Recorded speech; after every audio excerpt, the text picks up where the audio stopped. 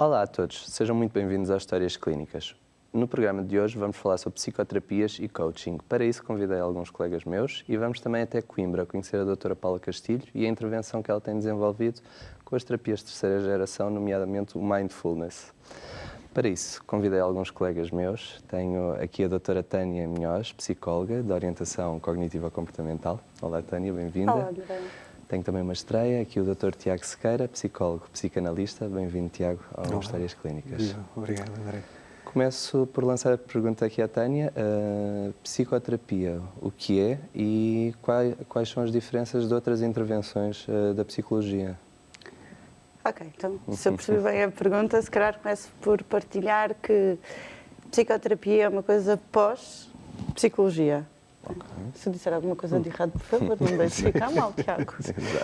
Portanto, nós fazemos o curso de Psicologia, escolhemos a área que nós queremos, vamos para a Psicologia Clínica, fazemos os 5 anos e depois então podemos escolher uma corrente, uma sociedade, sim, de psicoterapia, onde temos mais 5 anos normalmente pela frente, quer dizer, as mais curtas, não é? Sim. Há umas mais compridas, mas em média, digamos que 5 anos de aprendizagem, então, nessa corrente escolhida, nessa sociedade escolhida de psicoterapia. Isto porque, como eu vos apresentei, falei que tu tinhas uma orientação cognitiva-comportamental e a psicanálise, portanto, são escolas diferentes da psicologia e sociedades diferentes a que pertencem.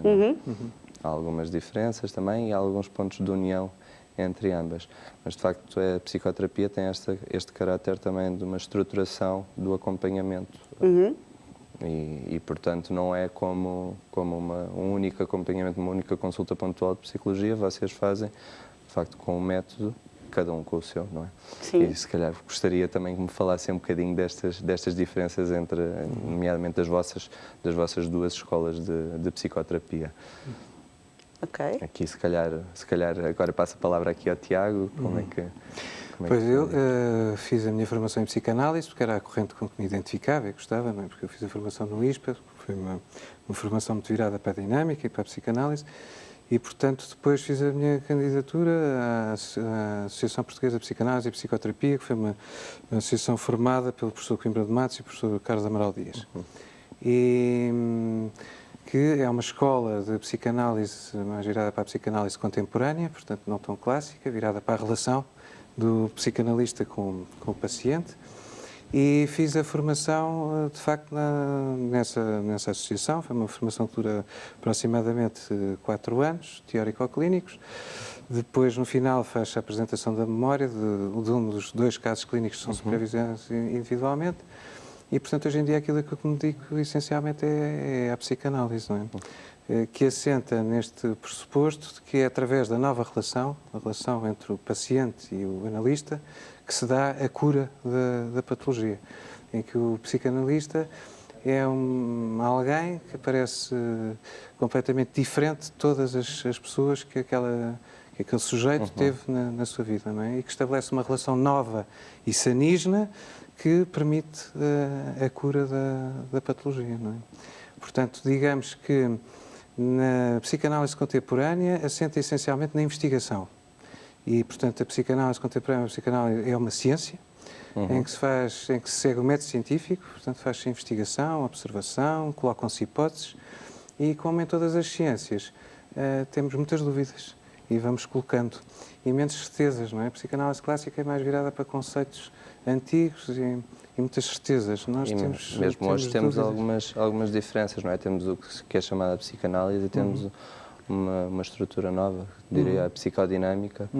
Aqui existem diferenças também? Será que o Tiago me pode ajudar? Sim, existem algumas diferenças, mas essencialmente o que eu acho que é essencial e que as pessoas compreendam é que nesta psicanálise contemporânea assenta sobretudo nesta ideia da nova relação, não é? E da investigação e a compreensão da pessoa. O que é que está por trás do sintoma? Quer dizer, não nos vamos ficar agora no sintoma, na sintomatologia, mas compreender aquilo que está por trás, que é, no fundo, o enigma, não é? E o que é que leva a pessoa a procurar-nos. E, portanto, nesse sentido, são tratamentos prolongados, indo de encontro àquilo que estava a dizer, não se faz apenas numa sessão. Normalmente fazem-se até umas primeiras sessões para perceber se a pessoa tem a capacidade, enfim, estrutura para poder passar ao divã. Psicoterapia. E depois é um tratamento que tem... Porque as pessoas também têm esta dificuldade. Desculpe. É um tratamento longo, não é? Quer dizer, porque aquilo que as pessoas pretendem é fazer uma mudança interna, não é? As grandes mudanças fazem-se do interior para o exterior, não é do exterior para o interior. Não é? As pessoas às vezes acham que compram um carro, uma casa e que mudam, não é? Não, as mudanças vêm de dentro para fora. Não é? E, portanto, se me chega um paciente com 35 anos e que quer fazer mudanças porque é uma pessoa mais submissa, porque tem uma relação, tipo relacionamento mais de preciso, etc., o tratamento não se faz em pouco tempo, porque 30 e tal anos não se mudam em 30 e tal dias. A nossa sociedade moderna está um bocadinho orientada para isto, não é? Exatamente, para o aqui, agora, para o rápido. Não é? Acabamos por perder a capacidade de tolerar algumas frustrações, de resistir a alguns obstáculos que nos apresentam e queremos tudo muito uma gratificação imediata. Mas para que a mudança se solidifique é preciso tempo. Sem dúvida, estou plenamente de acordo consigo nisso, mas de facto as pessoas têm alguma dificuldade em como chegar a um psicólogo, que tipo, a maior parte das pessoas não sabem que existem orientações diferentes e com indicações, se calhar, diferentes. Por isso é que muitas vezes, às vezes, as pessoas dizem cheguei ao psicólogo, eu falo, ele não me diz nada, eu não noto resultados. O que é que isto se traduz aqui no meio, na tua opinião, Tânia? Eu acho que tem a ver com muitos fatores, não é? Um deles é também a negação da própria pessoa em procurar ou não um psicólogo. Mas a tua pergunta tinha a ver com... Estava relacionada primeiro com a dificuldade das pessoas em compreenderem o que é que fazem na psicoterapia, não é? Certo. O que as pessoas fazem na psicoterapia, da psicanalista e da cognitiva-comportamental, se calhar fala o que leva uma pessoa a procurar um psicólogo. Isso é só preciso bem a pergunta. Estava a ouvir o Tiago e estava a pensar, realmente nós somos de correntes muito opostas, não é?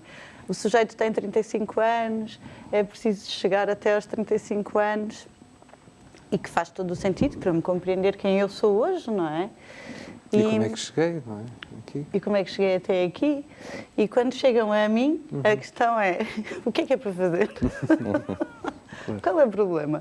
Falaste em sintomatologia, não é? A diferença que vejo maior entre uma corrente e a outra é eu pego na sintomatologia, vamos pôr, por exemplo, uma fobia, não é? Eu tenho uma fobia de andar nos transportes públicos ou tenho uma fobia de estar em espaços fechados, procuro um psicólogo, não é? Cada um vai trabalhar à sua maneira, neste caso a psicanálise vai do sujeito de onde está até lá atrás, não é? E vai ao cerne da questão, do que é essa... As questões mais nucleares da pessoa, não é? Certo? Podemos incluir isto, as neuroses fóbicas, porque no fundo eu penso que é importante também falar nisto, é que há 3 causas, no fundo, para a doença mental. Não é? Temos os fatores biogenéticos, sociogenéticos e idiogenéticos. Ideo com 2 Is, que é de reação do próprio. Não é? A forma como o próprio reage a determinadas situações. Não é? E, portanto, na biogénese temos as doenças como a esquizofrenia, a doença bipolar, em que influenciam para essa doença todos os fatores bioquímicos, etc., biológicos, não é? Mais ligado à parte biológica. Na sociogénese estava aqui a pensar exatamente na neurose fóbica, que a Tânia estava aqui a falar, não é? E na neurose fóbica, de facto, quer dizer, pode haver as 2 abordagens. Na terapia cognitiva comportamental, portanto, o indivíduo tem medo de andar de avião, faz uma desensibilização para passar a deixar de ter medo de andar de avião. Se calhar pode, na primeira fase, ir com um amigo fazer a viagem, se calhar, em vez de ir em turística, vai em executiva, e depois, para animar, até pode pedir um vinho, que é para ficar mais bem E só os disposto. psicanalistas a falarem dos cognitivo-comportamentais. Ainda bem que por nós somos exemplo, pode ser amigos. assim. Existem, de facto. Mas há uma, quer dizer, a ideia é que é uma coisa circunscrita e tratamento de um determinado comportamento que causa um sofrimento à pessoa e que é preciso resolver e rapidamente, não é? Porque nem todas as pessoas, isto é que eu acho que também temos que ter a sensibilidade para perceber o trabalho que cada pessoa pretende fazer, não é? E, portanto, se pretende ter, de facto, resolver aquela questão circunscrita e que causa sofrimento e que é necessária, ou, se fosse para a psicanálise, se calhar nós íamos lá para trás, íamos perceber a angústia de separação, porque provavelmente a neurosofóbica podemos associar a pais hiperprotetores, a crianças que cresceram num ambiente muito fechado e, portanto, ir compreendendo tudo isto, mas que é uma abordagem é diferente e para mais tempo. Exatamente. Vou-vos só pedir para continuarmos a conversa, mas primeiro, antes disso, vamos conhecer em Coimbra a doutora Paula Castilho e a sua intervenção a nível do mindfulness. Sente-se em baixo, ansioso, com stress ou apenas com problemas no seu dia-a-dia? Pois bem, hoje o S+, veio até à Universidade de Coimbra, à Faculdade de Psicologia, falar com a doutora Paula Castilho, que se dedica ao estudo da psicoterapia. Muito boa tarde, doutora Paula. Eu começo por lhe perguntar em que é que consiste realmente a psicoterapia? A psicoterapia consiste num espaço de ajuda em que as pessoas vêm aprender um conjunto de ferramentas que as possam ajudar a lidar com situações difíceis.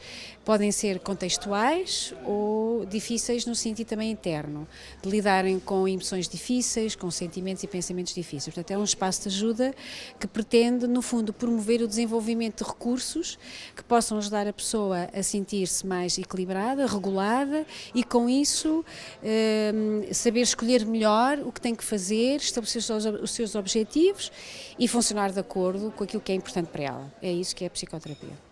Eu sei que existe o mindfulness também. Poderiam-nos explicar um bocadinho mais também sobre o mindfulness? O mindfulness pode ser, neste contexto, no sentido clínico, a sua aplicação no contexto clínico, pode ser e é entendido como uma ferramenta, ou seja, uma prática que se pode desenvolver, é uma competência que se pode desenvolver e que ao ser desenvolvida, ela consegue promover essa flexibilidade e regulação em relação à forma como a pessoa lida consigo própria, com as suas emoções e com isso ajudar a pessoa a fazer e a viver e a ter qualidade de vida e a conseguir saber o que quer, o que é que importa, quais são os seus valores, o que é efetivamente significativo. Portanto, é uma ferramenta e é considerado, nesse sentido, uma estratégia de autorregulação adaptativa, o mindfulness. Portanto, é uma ferramenta que se pode colocar ao serviço desse objetivo, promover a felicidade e o bem-estar daquela pessoa. Esta ferramenta pode ser utilizada em qualquer tipo de problema ou não é assim? Sim, eu penso que neste momento as investigações que existem e os estudos que existem vão mostrando a eficácia do mindfulness, não é? Ou seja, quais são os mecanismos de ação do mindfulness e o que tem acontecido nos últimos anos é a construção adaptada de protocolos adaptados com mindfulness para perturbações psiquiátricas e psicológicas específicas. Mas os mecanismos de ação permitem-nos fazer entender, e as neurociências têm mostrado que, efetivamente, um dos aspectos centrais no mindfulness e no estar no presente, que é a atenção plena ao presente, ao que está a acontecer, sem ajuizar a experiência e sem reagir.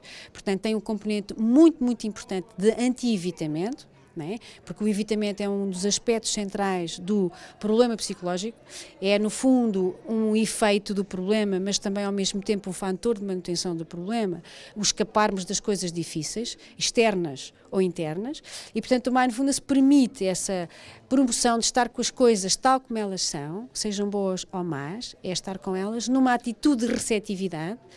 Portanto, não ajuizar a experiência como boa ou má, seja uma emoção negativa como a ansiedade, como a irritação, como o nojo, seja um pensamento do tipo não presto, não sou capaz de fazer as coisas, sou incompetente, seja uma memória traumática que eu tive numa determinada fase da minha vida, ou seja um contexto profissional difícil, não ter emprego, ou um chefe crítico e exigente e com situações externas difíceis, o mindfulness ajuda-me a estar com as coisas e não reagir e a escolher melhor o que é que eu vou fazer, o que é que me pode ser útil fazer para eu ter acesso àquilo que eu quero ter. Portanto, para além do componente anti-evitamento, também tem um componente de nos ajudar também em relação às emoções positivas, não é? Porque às vezes a emoção positiva faz-me ter pensamentos do género, eu mereço isto, eu quero muito isto, eu desejo muito isto.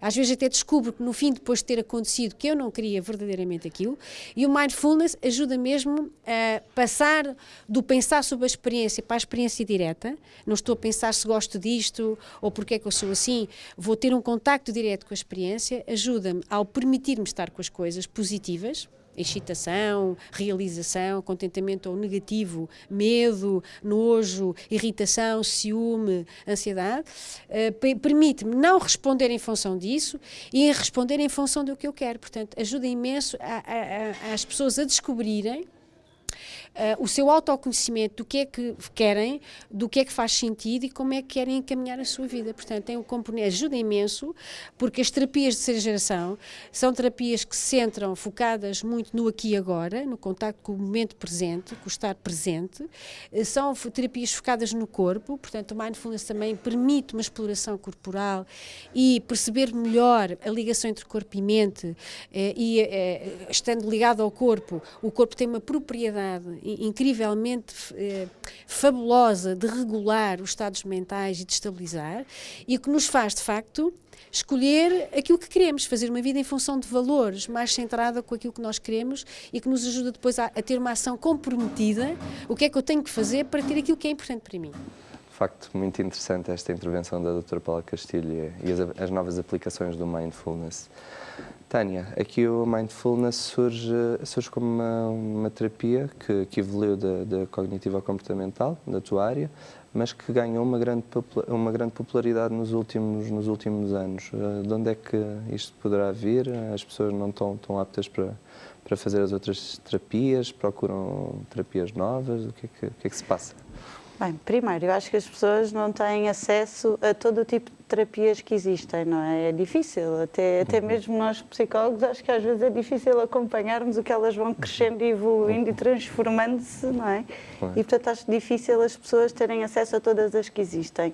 Provavelmente, o que eu imagino que aconteça são por testemunhos, não é? Alguém que diz, eu fiz aquilo, eu fiz aquele curso, e eu acho que o mindfulness, pelo menos, isto até é difícil de dizer, quanto mais do conhecer em profundidade.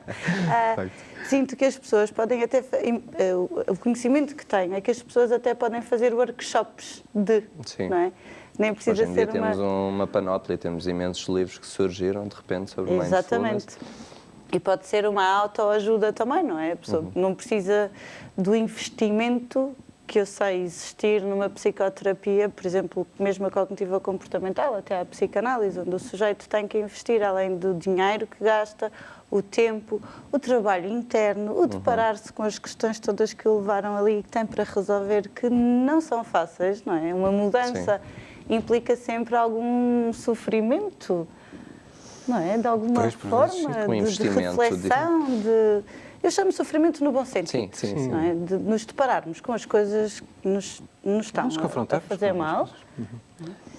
Até porque a cognitiva comportamental tem muito a abordagem através do que as pessoas chamam, mandaram-me trabalhos de casa. Sim, os trabalhos de casa da cognitiva comportamental. Na verdade, não são bem de casa, porque acho que o fazem a maior parte do tempo na rua. São mais trabalhos que a pessoa leva para fazer com ela. Eu adorava ser uma mosca e estar ao pé de cada um dos meus pacientes para ver, aqui é que tu estás a ter muita ansiedade. Então, e qual é o grau da tua ansiedade? Mas eu não posso, não é? Portanto, cada um fazer o seu papel e que possa trazer para as pessoas para nós podermos trabalhar. De que forma? Um exemplo que eu costumo dizer, nós percebermos do que é o pânico, a ansiedade, podemos ler um livro, vários livros sobre o que é o conceito de cada uma destas patologias, mas a ideia que nós temos é como chegar à ansiedade deste sujeito específico. Não é? Como se pudéssemos construir um GPS, uma espécie de mapa para chegarmos ao pânico deste sujeito. E isso é feito através de um diário da ansiedade de cada um deles. Isto porque estamos a trabalhar o sintoma, especificamente o sintoma. O foco está em trabalharmos e ultrapassarmos este sintoma. Não estamos a falar das questões mais nucleares, como na psicanálise. Não, de todo. Estamos a falar daquele sintoma específico e, portanto, a pessoa deve escrever, não é? O que, por exemplo, a data, a hora, o contexto, o que é que se estava a passar, o que é que pensou que fosse acontecer, o que sentiu, o que fez e o que é que realmente aconteceu. E uma coisa gira, ou curiosa pelo menos, é que quando escrevem o que pensei que fosse acontecer era que ia morrer, ia desmaiar, no mínimo desmaiar e morrer é o que consta em todos os diários. E no fim, quando pergunto então o que é que aconteceu, respondem nada. Eu digo não foi nada. Não morreu, não desmaiou. Então, e quantas vezes morreu? Vamos ver. Das vezes todas que pensou que ia morrer, quantas vezes morreu? Quantas vezes desmaiou? E isto ajuda a pessoa a ter, de uma forma visual, não é? E de uma forma mais concreta, estes medos que têm e que sabem que não são lógicos. Irracionais, não é? A compreensão dessa irracionalidade dos medos. Sim. Isso aí de facto acontece. E, portanto, tu poderás-me dizer, se calhar, fobias, claramente, é uma das áreas de intervenção, o pânico também. Vem a terapia cognitivo-comportamental, os primeiros estudos a nível da depressão, mas hoje em dia já utilizas a terapia cognitivo-comportamental em muitas patologias da área da saúde mental. Sim. O que eu gosto é de ter a consciência do que é o meu trabalho e no que é que eu sou boa a fazer. Não é? Nós falávamos disto no outro dia. Acho muito importante, com toda a humildade que existe em nós, no que é que eu sou realmente boa a fazer. É nisto, então, é nisto que eu vou investir. Se me chega alguém que eu sinta que outra corrente, outra pessoa de outra área possa fazer o melhor trabalho com aquele sujeito, eu vou indicar. E claramente serei eu a fazer a ponte. Posso ligar ao Tiago e dizer, tenho uma pessoa com determinadas características e imagino que sejas a pessoa indicada para acompanhar. O Tiago identifica essas características como sendo, por exemplo... Por exemplo, na psicanálise tratam-se vários tipos de patologias, mas sem dúvida que a depressão é uma das patologias mais tratadas. Não é? E as relações depressivas, quer dizer, é aquilo que se faz... muitas vezes, portanto, na psicanálise, muitas vezes quando os doentes nos chegam exatamente deprimidos, porque tiveram uma relação, a chamada relação depressiva, não é?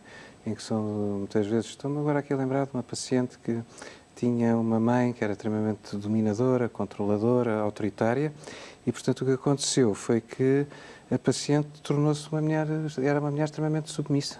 Não é? Submissa em diferentes áreas.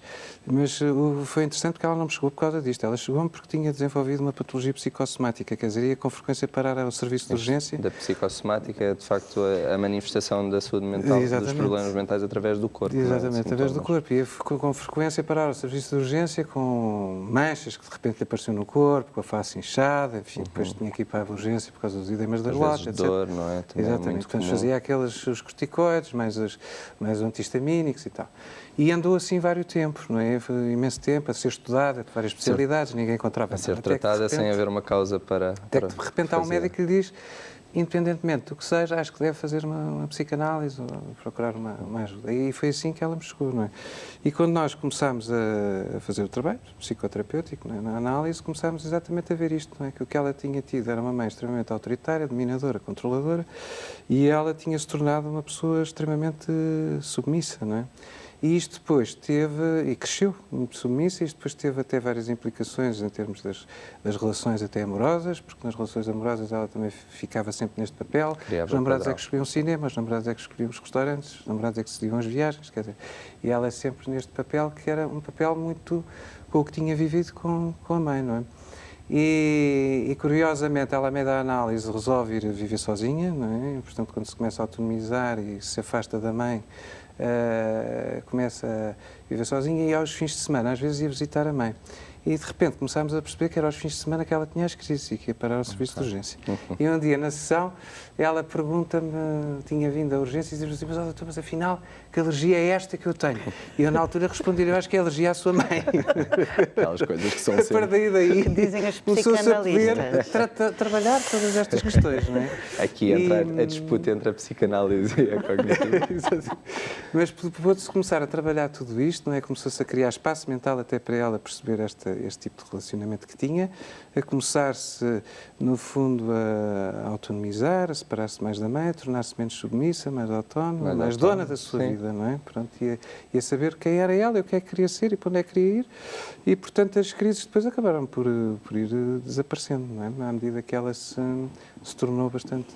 Esta parte do padrão familiar e da vinculação que as pessoas fazem às pessoas com quem vivem é muito importante e na psicanálise e psicodinâmica vocês estão, de facto, muito atentos. É porque, no fundo, é isto. A relação depressígena, no fundo, é isto mesmo. Quer dizer, há uma autodegrinação do próprio com a idealização do objeto e o que a psicanálise faz é recuperar a idealidade do próprio, não é? Que se perdeu na idealização do outro. E, portanto, no fundo, é isto, quer dizer, é o próprio começar a ganhar a sua autonomia, a sua capacidade de se relacionar com os outros em relacionamentos muito mais sanígenos e muito mais recíprocos.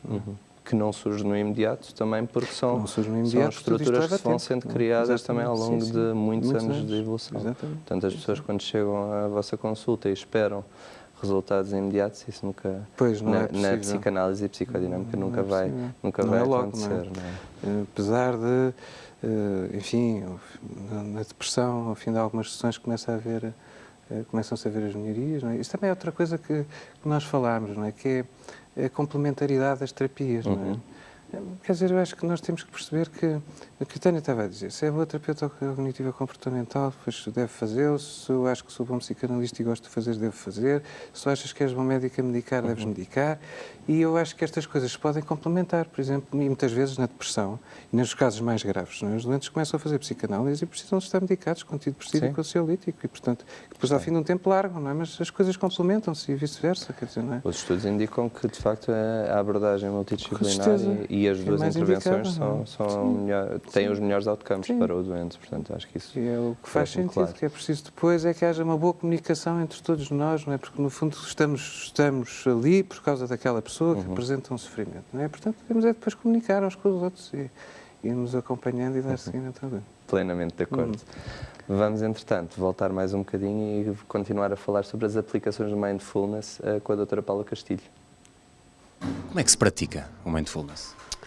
O Mindfulness pratica-se com exercícios, com práticas informais ou práticas formais de meditação e a grande desafio é mesmo esse, é as pessoas perceberem a importância do Mindfulness, porque a importância do Mindfulness, ou a função, não é atingir um estado em particular, é apenas estar com o que está e, portanto, eu posso praticá-lo informalmente, integrá-lo no meu dia-a-dia e, portanto, exemplo, fazer uma atividade diária mindful com a atenção plena, porque quando nós estamos a prestar atenção ao objeto plenamente e estamos com o objeto tal como ele é, muda a nossa relação com o objeto.